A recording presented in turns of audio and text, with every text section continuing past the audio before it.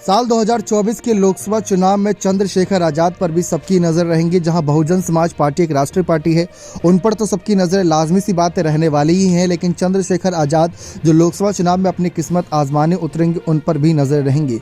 कहा यह जा रहा है विश्लेषकों के द्वारा कि मायावती के बाद बहुजन समाज के लिए एक बड़ा विकल्प बनते नजर आ रहे हैं चंद्रशेखर आजाद रावण। भले ही मायावती ने अपने भतीजे को भी इस राजनीतिक मंच पर उतार दिया, उत्तराधिकारी घोषित कर दिया है, लेकिन चंद्रशेखर आजाद उनको एक कड़ी चुनौती दे सकते हैं। चंद्रशेखर आजाद को किस तरीके से जो रास्ते का रोड़ा बने हुए उनको कैसे हटाती है मायावती पर सब कुछ निर्भर करेगा। मायावती का अब तक तो उनके ना तो खिलाफ ना ही समर्थन में कोई भी बयान सुनने को देखने को नहीं मिला।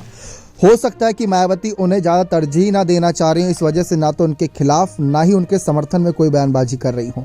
जबकि चंद्रशेखर आजाद मायावती को अपनी मां तक कह चुके हैं, राजनीतिक गुरु बताए हैं और उनके खिलाफ ज़्यादा बातें नहीं करते। आकाश आनंद पर भले ही निशाना साधते हैं, लेकिन मायावती के खिलाफ नहीं रहते।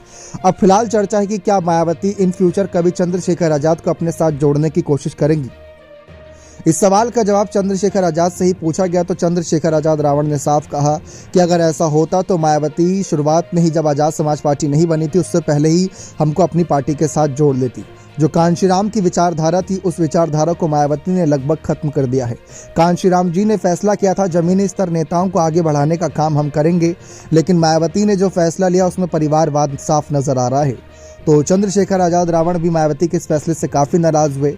आप सबको याद होगा वो गोलीकांड जिसमें गोली छू कर निकली थी, काफ़ी गंभीर चोट बताई गई थी, चंद्रशेखर को लगी थी, लेकिन उस मामले पर भी मायावती ने कोई बयान नहीं दिया था। तो ये बात साफ है कि मायावती का फैसला अभी तक तो साफ नज़र आ रहा है कि ना ही वह चंद्रशेखर के खिलाफ बोलने वाली हैं, ना ही उनके समर्थन में, क्योंकि अगर जहां मायावती ने एक बार भी उनका जिक्र किया तो ये बात साफ रहेगी कि मायावती की नज़रों में भी चंद्रशेखर आजाद रावण आ चुके हैं।